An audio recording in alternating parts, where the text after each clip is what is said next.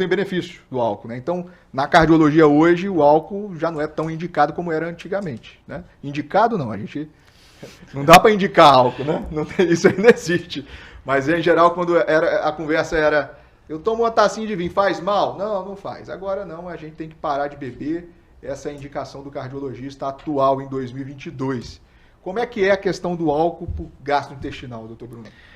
Então, na gastroenterologia também não tem uma dose indicada, né? E o que a gente tem, né, são doses que a gente leva ao risco do paciente desenvolver, por exemplo, uma doença hepática, né? O paciente começa com uma doença hepática, essa doença vai evoluindo. É a doença do fígado, né? Doença do fígado, doença hepática, uma doença do fígado, uma doença alcoólica, né? E essa doença ela vai evoluindo. E o resultado final é uma cirrose, por exemplo, né? O paciente que tem cirrose, ele pode ter um risco mais elevado de desenvolvimento de câncer de fígado. Então, dependendo da dose, o paciente tem um alto risco para o desenvolvimento dessas doenças. Mas a gente tem que lembrar que o álcool ele não vai causar só doença no fígado. Como eu falei pouco tempo atrás, ela também pode causar lesões no estômago, né? Gastrites, levar úlceras, fator de risco para o câncer de estômago. Então, não existe uma dose recomendada, né, pela gastroenterologia. A gente sabe que doses, exemplo, né, 30 gramas de álcool, né, no sexo feminino, 60 gramas de álcool no sexo masculino, né, durante 10 anos, né, o paciente já tem um risco de ter desenvolvido uma doença crônica, ou seja, irreversível, no fígado.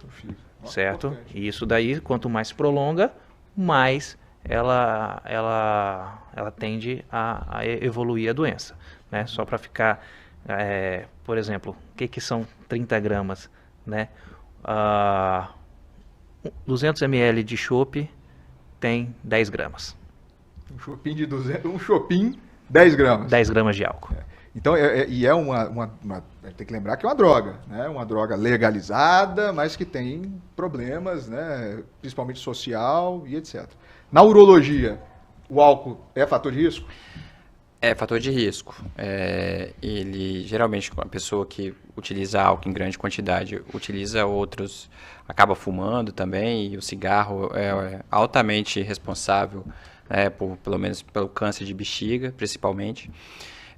Lembrar também que o álcool altera não só a questão do câncer, mas ele é um fator de risco junto com uma alimentação, né, que ele falou, rico em embutidos, rico em alimentos salgados, a possibilidade de formação de cálculos, né, pedrinha no rim, né, que pode virar um pedrão e causar um problema importante. E o álcool também é um dos principais fatores para a disfunção erétil no homem. Então, nossa senhora. É bem complexo. Essa notícia aí é bombástica, hein? Isso aí vai complexo. alertar muita gente. Vai, porque o álcool causa lesão direto, né, nos nervos responsáveis pela ereção e vai causando desde uma diminuição da sensibilidade até uma baixa importante do estímulo.